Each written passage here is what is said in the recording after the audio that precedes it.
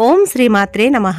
కైలాస గౌరీ నోము నోచుకోవాలంటే ముందుగా రథసప్తమికి కానీ శివరాత్రి రోజున కానీ సంకల్పం చేసుకొని అక్షింతలు చేతబుచ్చుకొని కైలాస గౌరీ యొక్క వ్రత కథని చదువుకోవాలి.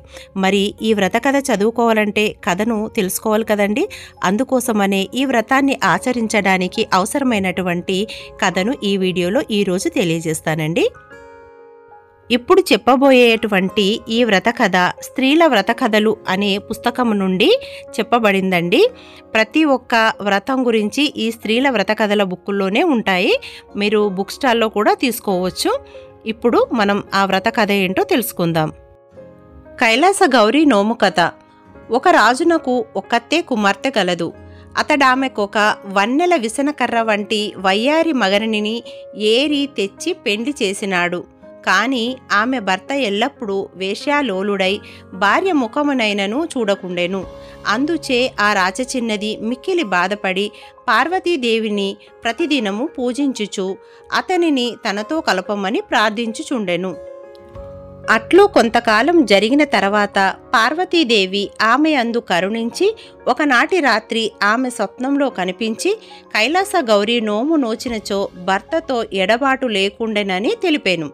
తెల్లవారిన తర్వాత ఆమె గత రాత్రి స్వప్న వృత్తాంతమును తన తండ్రికి తెలిపి ఆ నోము నోచుకొనెను. ఆ తర్వాత ఆమె భర్త ఆమె యందు అనురాగం గలవాడై వేశ్యానుబంధం వదులుకొనెను. అప్పటి నుండి వారిద్దరూ పార్వతీ పరమేశ్వరుల వలె జంట విడువక సుఖంగా ఉండిరి.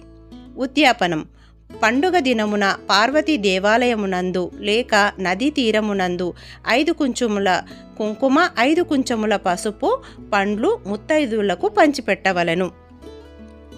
ఇదండి కైలాస గౌరీ నోమి యొక్క వ్రత కథ. ఈ వ్రత కథను చదువుకొని అక్షింతలు తల మీద వేసుకున్న తర్వాతనే మనం కైలాస గౌరీ నోము నోచుకోవడానికి అర్హులమవుతాం అన్నమాట. ఏ నోములైనా ఏ వ్రతాలైనా ఆరంభించే ముందట సంకల్పం చేసుకొని పూజను ఆరంభించినట్లయితే సత్ఫలితాలను ఇస్తాయని మన ధర్మాచారాలు తెలియజేస్తున్నాయి. అందుకోసమని రాబోయేటువంటి రథసప్తమికి కానీ శివరాత్రికి కానీ ఇటువంటి సంకల్పాలు చేసుకున్నట్లయితే మంచి ఫలితాలను పొందవచ్చు. నేను చెప్పినటువంటి ఈ వ్రత కథలో ఏదైనా తప్పులు కానీ పొరపాట్లు కానీ దోషాలు కానీ ఉన్నట్లయితే మన్నించగలరని కోరుకుంటున్నాను. అలాగే ఈ వీడియో నచ్చినట్లయితే మాత్రం ఖచ్చితంగా లైక్ అండ్ షేర్ అయితే చేయండి ప్లీజ్.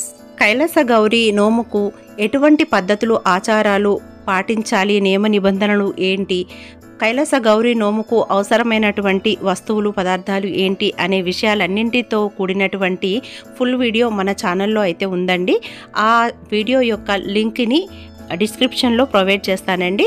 ఖచ్చితంగా చూడండి. ఈ వీడియోతో పాటు ఆ వీడియోను కూడా లైక్ చేయండి, షేర్ చేయండి. అలాగే కొత్తవారైతే మన ఛానల్ని సబ్స్క్రైబ్ చేసి బెల్ బటన్ని ఎనేబుల్ చేయండి. అందరూ బాగుండాలి, అందులో మనం ఉండాలి. సర్వేజన సుఖినో భవంతు. స్వస్తి.